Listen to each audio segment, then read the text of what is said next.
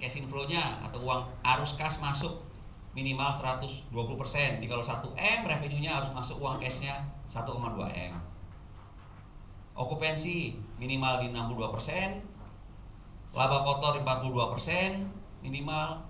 Total revenue per kamar yang tersedia itu harus lebih besar dari investasi per kamar.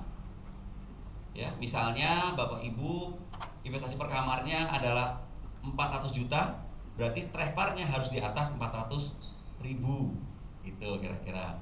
TREVPAR itu Bapak Ibu menghitung total pendapatan hotel, pendapatan kamar, Pak ya, ditambah pendapatan meeting, ditambah pendapatan makan pagi, ditambah pendapatan lain-lain, dibagi jumlah kamar. Itu namanya TREVPAR.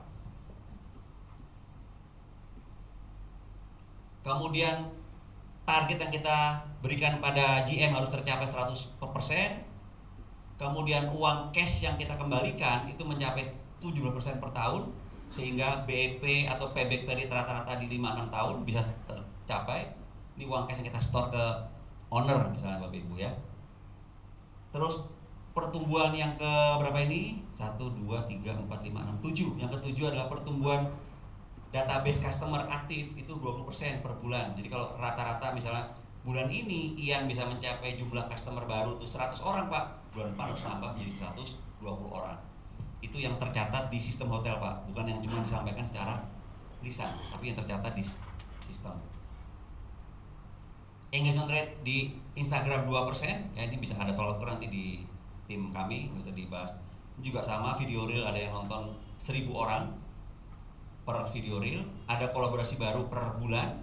Buat apa sih Bapak Ibu adanya kolaborasi? Kolaborasi itu penting Bapak Ibu. Buat apa? Buat menciptakan expertise baru yang kita tidak punya, buat menambah traffic, buat menambah network. Itulah gunanya kita kolaborasi Pak. Gitu. Jadi Bapak, nah kolaborasi berbentuk misalnya nih Pak, Bapak punya hotel, Bapak tuh kalau di kami itu kami mewajibkan 1 bulan tuh 1 kolaborasi. Jadi dalam 12 bulan ada 12 kolaborasi. Dengan siapa? Dengan WO, wedding organizer, dengan IO, event organizer, ya kan, untuk bawa wedding tempat kita, untuk bawa event tempat kita. Itu 1. Bisa juga dengan perusahaan rokok atau perusahaan sabun atau perusahaan teh atau kopi Pak, untuk dia mensupport acara-acara barista competition atau apapun lah gitu. Kemudian yang ketiga, kita bisa kolaborasi dengan Telkomsel atau ProXL. Event yang kita desain tapi ya. Support oleh dari luar. Bisa juga event yang mereka desain, yang kita ajak mereka bikinnya tempat kita aja. Nah, itu bisa. Jadi nggak harus kita yang desain, mereka yang desain, kita nyiapin tempatnya doang. Gitu. Atau nggak ada event sama sekali juga bisa, hanya kolaborasi. Contohnya apa kolaborasinya? Contoh misalnya Bapak kolaborasi dengan Telkomsel. Setiap tamu yang masuk ke kota, Bapak di mana Mas? Kotanya? Kotanya di Sumatera Barat. Sumatera Barat. Contoh Pak, misalnya setiap orang yang masuk gerbang Sumatera Barat langsung Pak di greeting oleh hotel Bapak. Welcome to hotel apa Bapak? Maaf, hotelnya apa? Elnur Cliff. Nah, welcome to Elnur Cliff Hotel Sumatera Barat. Misalnya begitu Pak, Sumatera misalnya. Iya, secara otomatis Pak, itu lewat SMS, lewat apa namanya itu kalau gitu? Ya itu, ya kira-kira itu lah Pak ya. Nah, mereka kasih Bapak secara free kepada semua orang, baik yang menginap maupun yang tidak menginap. Terus in return mereka tidak dapat apa? Bapak kasih aja, mereka pasang banner di lobby, pasang apa kayak gitu-gitu misalnya. Jadi nggak harus event Pak, apapun Pak pokoknya Pak, apapun. Termasuk Pak ada juga kolaborasi, misalnya Bapak masukin nih Pak, ada roti atau ada toko, ada orang yang jago bikin roti enak Pak, croissant enak banget nih Pak, di tempat Bapak di Sumatera Barat. Tapi dia nggak punya toko, tapi rotinya laku, jualnya online. Bapak kasih space di restoran Bapak, di lobi Bapak 2x3 bukain toko, free. Tapi kalau laku Bapak dapat 30% atau 20%. Itu kan juga bisa kayak gitu. Banyak Pak. Nah, itu kita tetapin sebagai KPI. Supaya GM tuh aktif Pak, kreatif Pak. Jadi mikir apa lagi nih gitu loh Pak. Jadi nggak cuma melakukan rutinitas. jangan tersinggung ya.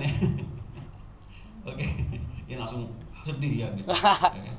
Aman Pak. Kemudian aman ya. Aman Bapak. Rasio hutang piutang 1:1 Pak ya, ini biasa ya Pak ya. Jadi artinya kalau kita punya hutang 1 bisa dibayar oleh kita punya uang 1 gitu kira-kira ya. 1M hutangnya, uang kita juga punya 1M. Jangan kebalik Pak. Ya kan? Utangnya se-M, uangnya cuma ada 200 juta. Nah, itu enggak sehat. Kemudian KPI yang berikutnya adalah kalau di Azana tuh nggak cuma okupansi kamar doang Pak yang kita nilai, di okupansi meeting room Pak.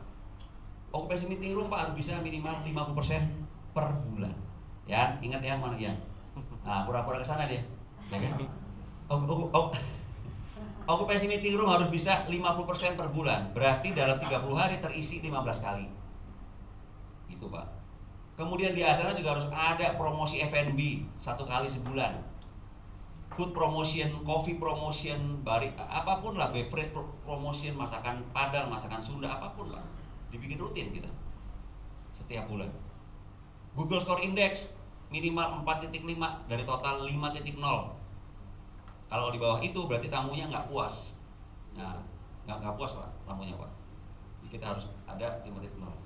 Kepuasan pelanggan yang masuk ke sistem kita, dia harus bisa kasih skor, muncul skornya 8,5 Pak. Minimal skor itu di platform kami Pak. Ada Pak. Namanya, kami punya platform namanya Trust You. Nah, yang terakhir adalah yang booking lewat azanahotel.com atau sekarang menjadi Azana Voyage itu 20% dari total OTA. Nah, inilah 16 KPI-nya Azana yang kita berikan kepada GM untuk dicapai oleh GM Pak. Jadi kita bukan cuma 3, bukan cuma 4, tapi ada 16 KPI. Kalau Bapak Ibu misalnya pakai Azana, aman banget Pak, karena 16 KPI kita kontrol tiap hari Bapak untuk mencapai bisnis hotel yang berkelanjutan. Oke, udah mau habis. Ini Pak Ren udah